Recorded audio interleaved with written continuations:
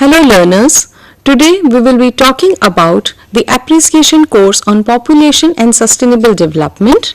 This course is offered by School of Interdisciplinary and Transdisciplinary Studies IGNOU. It is an awareness level kind of a course which is meant to sensitize the learners about the diverse issues of population and sustainable development which are facing the world today. With the rise in population and the need for sustainable development that we are having today, there is a need to know what are the interrelationships between the two.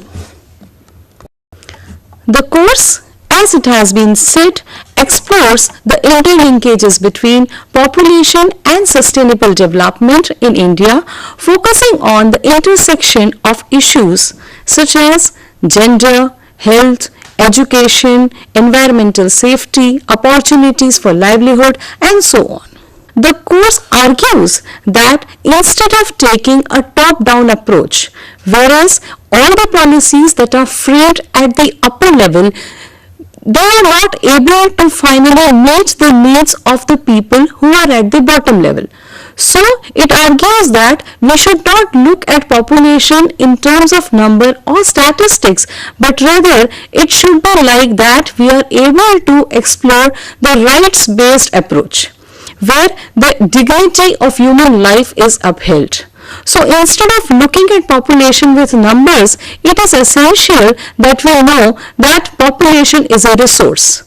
So, with the help of the efforts, such as with the help of giving them certain skills, with the help of education, with the help of guaranteeing them suitable health, with taking care of women empowerment, we are able to use this resource.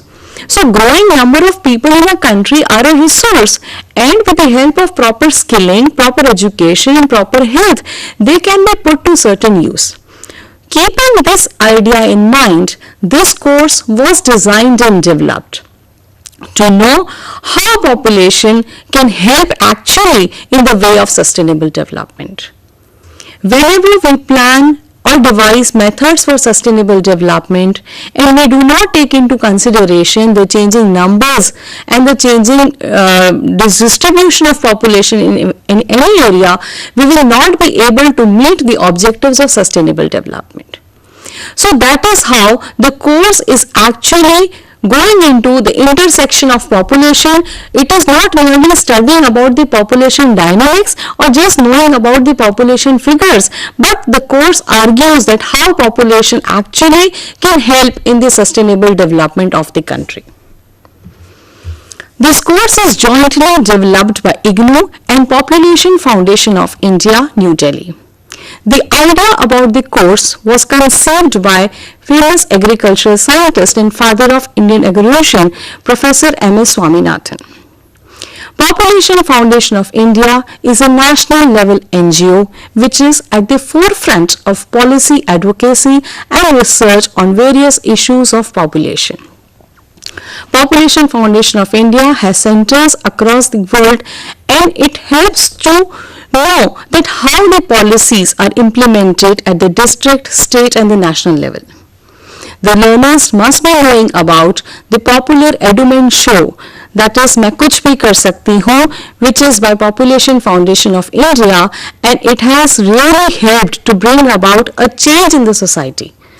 It shows through its various soap operas kind of serials that how women empowerment is essential, how it helps down to bring the fertility rate, how educated women, how women are using their knowledge and how they are becoming aware about the different issues of the population.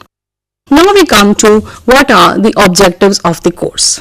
The objectives are to introduce the contemporary issues in the field of population studies concerning the interrelationships between population and social and economic development, to explore and gain insights into the appropriate strategic planning for population stabilization. Nowadays, we do not talk about population control, we talk about population stabilization, because population is a very diverse figure. It ranges from place to place, it ranges from time to time. So we have to, by means of various mechanisms, we have to stabilize this population. So one of the objectives of this program is to diverse mechanism that how the population of the world and of India can be stabilized by various mechanisms, not by the forced target specific approaches, but by way of education and by making people aware that they have their own reproductive choices. Actually, that is what which is essential, that earlier efforts, whatever they have been done, they were actually target specific. So unless and until we make people aware, especially the women, when they know about their rights, when they know that actually having this thing is a human right, so in that way it helps to insights into the proper strategic planning for population stabilization. And most importantly, population is an issue which is concerned with everyone. So it is essential to understand thematic areas including environment, gender, reproductive health and population displacement within broader perspectives of population and development. So it is also essential to know one of the course objective is to explore that how population impacts the environment, how the natural resources are being degraded, how the growing number of the people on the earth are extracting the resources and using it for their own benefits. So that is also one of the important objective of the course, and which makes it unique, that it is different from the other population courses where we are not just looking into the statistics and the mathematical calculations, but we are also exploring the other thematic areas, that how environment is affected, how vice versa the environment and population influence each other. What is the role of gender? How when we go for gender equality, how we are able to control the population? Apart from it, what is the meaning of population displacement? How migration, urbanization, all these figures which are also have some economic consequences, how these are related to population? And to provide an understanding of theory-based knowledge as well as field experiences on dimensions pertaining to population and sustainable development in India.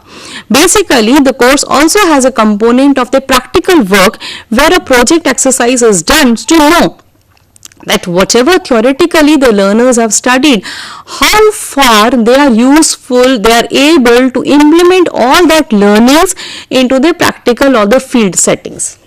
Basically, the course is intended for the policymakers, planners, development professionals, practitioners who are working in the field of the development sector, who are working in the area of population, who are working in the area of demography, who are working in the field of health sector. Apart from it, the state departments of health, Panchayati Raj, district and block level officers, middle level managers, people who are working in NGOs, who are working towards population issues, and all those. The spectrum is very wide.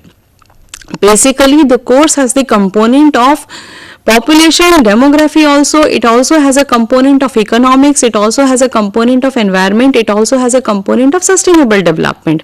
So the target group of the course is very wide, and it also caters to the knowledge requirement of different professionals, because nowadays we talk about sustainable development everywhere. So sustainable development encompasses not just the environment protection, but also it takes into account the dimension of economics and the social aspect also. So we cannot think of exploring the social aspect without considering the different diverse population that we are having in our country. So that is why the target group of the course is very wide. If we go to the credits, that what does credit means according to IGNOU terminology, it is actually the notional representation of the number of study hours which are devoted to specific aspects of studying. For example, you are writing an assignment, you are attending a counseling session, you are listening to an audio or a video program. So all these aspects are, according to this thing, we call it credits. So 1 credit is equal to 30 hours of study. In that way, the appreciation course on population and sustainable development, ACPSD, is a 4 credit course. That means A student has to put in 120 hours of study to complete the course. That includes the reading the material, attending the counseling sessions, also doing the self-check exercises, also listening to the audio and the video programs. Regular IRC sessions are also being conducted on the various topics of this course. So listening to those audio programs and listening and being participating in the IRC sessions all are included in the 120 hours that we are saying. The medium of the instruction is English because it is essential that the study material is in English, and so the learners will have to study the literature in that, and the duration of the course is minimum 3 months and maximum it can be extended to 1 year. So after 1 year, if the student is not able to complete the assignments or is not able to submit the project report, then he or she has to re-register for the course. It is offered through open and distance learning mode. And basically 3 months course is sufficient because it is an awareness level kind of a course where the objective is to sensitize the learners about the various issues of population and sustainable development. If we want to know about the eligibility, candidates with a bachelor's degree or equivalent in any discipline from a recognized university are eligible to apply. So there is no bar. If he or she desires to have an understanding of various issues of population, if the work demands to have diverse knowledge on the issues of population and sustainable development and the interlinkages that these two are having, he or she can enroll in the course and get benefit out of it. The course structure, if we see, basically there are 4 blocks in this. By block we mean it is one booklet is equal to block, and each block has got 4 constituent units. So block 1 is population, sustainable development and human development. Block 2 is key issues on population and sustainable development in India. Block 3 is population and sustainable development programs and policies, and block 4 is project work. So each of these 4 blocks have got 4 units in it. Just leave aside the block 4 project work which doesn't contain any unit. And this is the book that we have, and in this book all the 4 blocks, so there is only one book which comprises of all the 4 blocks together in it, which is having the units as it has been described just now. Let us now look at what are the units in this block 1. As it is said, block 1 is population, sustainable development and human development. It has got 4 units. Unit 1 is introduction to population. In this unit, various terms related to population like population distribution, what is population growth, what is population density. So the terms, the basic terms related to population are explained in this. Unit 2 is historical evolution of ideas about population, how historically we have come to know the issues of population, how we have explored the use of Annie Besant, Margaret Sanger, Gandhi's views on population, how far we have come and what are the changes that we observe today, what were the early views on population, how the growth is taking place and what are the implications, what we thought were and what are the present scenarios. So the historical account is there. Unit 3 is trends in demographic transition, that is what is demographic transition and what have been the fertility and the mortality rates in the developed as well as the developing countries, and the comparative account of this.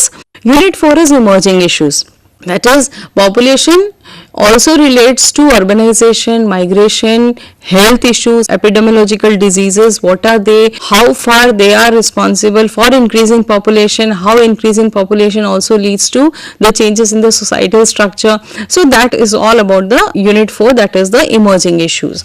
Then we have block 2 which says key issues on population and sustainable development in India. It explores, unit 1 is sustainable development and sustainability. It deals with how population growth is related to environment, is related to natural resource extraction, what is the relationship between poverty, unemployment and population growth, what is the meaning of consumerism, how increase in population and consumerism impact the environment, what is the result of population growth on food security, water shortages. So all these issues related to sustainable development and sustainability explained in this.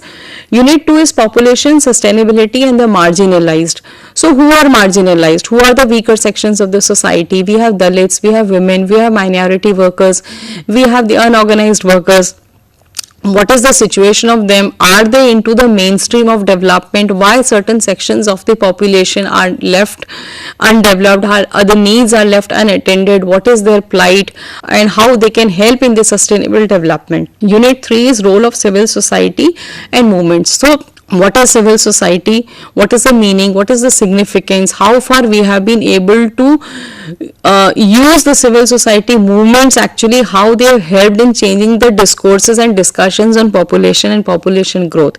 And unit 4 deals with myths and realities. There are certain myths related to population, that population, we are going through population explosion, the poor people have more children, that if you have economic growth is inversely proportional to population growth. So this unit is basically USP of the course, where you will come to know that what are the myths related to population, and accordingly in this unit the myth busters are also given, that population and development is for whom and for what cost. Then we have the population growth and inverse relationships, then how, what works in the other parts of the world, why and how it works in India. So all these types of interesting things have been described in this unit, which is very interesting and very informative to know. Then we have block 3, population sustainable development and programs and policies.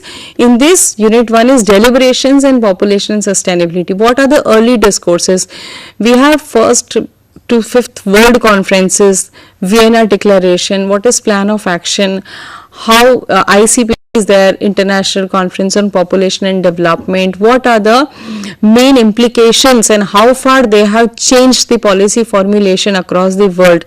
So what deliberations have taken place in the past on population and sustainability, what are the world conferences on population that have occurred in the past.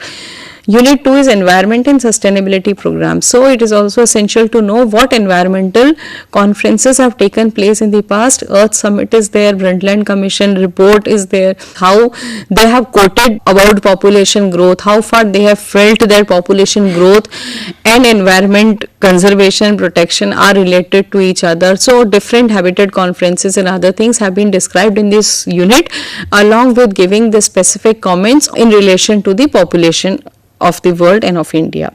Unit 3 is Indian legislation related to population development. How far we have brought about legislation in these issues. For example, National Population Policy of 2000 is there. Then we have National Rural Health Mission, that is NRHM. We have SRHR, Sexual and Reproductive Health and Rights, PNDT Act, Child Marriage Restraints Act, so Alma Mater Declaration, how we have framed the legislation and how legislation enables us to devise methods and to control and check that how we can achieve population stabilization. So what is the role of legislation? That is also very important, and it has been described in this unit. Then unit 4 is India's initiatives. India's initiatives in terms of how far we have made strides in implementing the issues of populations that have come, what are the drawbacks, why we are not able to bring down the population growth in spite of having the legislative support that we have, why we have not been able to bring down the population. Apart from it, the positive things, that is the midday meal scheme that we started, that is also one of the methods that you provide food to the children. Then we have public distribution systems, we have different types of Janani Suraksha Yojana and this type of public distribution systems, nutrition programs that we have. So all these type of initiatives, what initiatives have been taken in India and how unsuccessful or successful are they in meeting their objectives. Then we have block 4, that is the project work. In this project work, the student can take up any topic and the synopsis has to be prepared. This synopsis has to be submitted to the program coordinator, and that way once it is approved under the guidance of a project supervisor or the program coordinator, the work can be done. The work is basically any kind of an analysis on the government policy or any case study or the movies which have been given the study material. They can be reviewed, any kind of review article can be written. So small project exercise just to give an hands-on experience to the learners so that they can themselves think and review the policies or review any government initiatives and can voice their opinion. So this is kind of a small exercise so that whatever they have learnt in block 1, 2 and 3, they are able to give their own views and do a kind of a survey in their own region to know what are the loopholes are there, and they can give their own opinion that how can the issues of populations or any problematic areas, if they are there, how these can be addressed. The counseling sessions are being conducted at the activated or the recognized study centers. There will be 4 counseling sessions of 2 hours each. Assignments, the assignments are uploaded on the IGNOU website in every cycle. Basically, the students can take the admissions in both the cycles, the January and the July cycles. The admission is open through IGNOU website. Announcement is made and online admission can be taken. 1 assignment per block is there, so basically you have to submit 3 assignments and 1 project work. So there is no examination for this program, only you have to write the 3 assignments, 1 assignment for each block, which is uploaded on the IGNOU website for every cycle. Write the assignment and you can submit it directly to the program coordinator at the headquarters, or you can submit it at the study centers, whichever way you feel convenient. It has to be handwritten and it has to be written in your own words.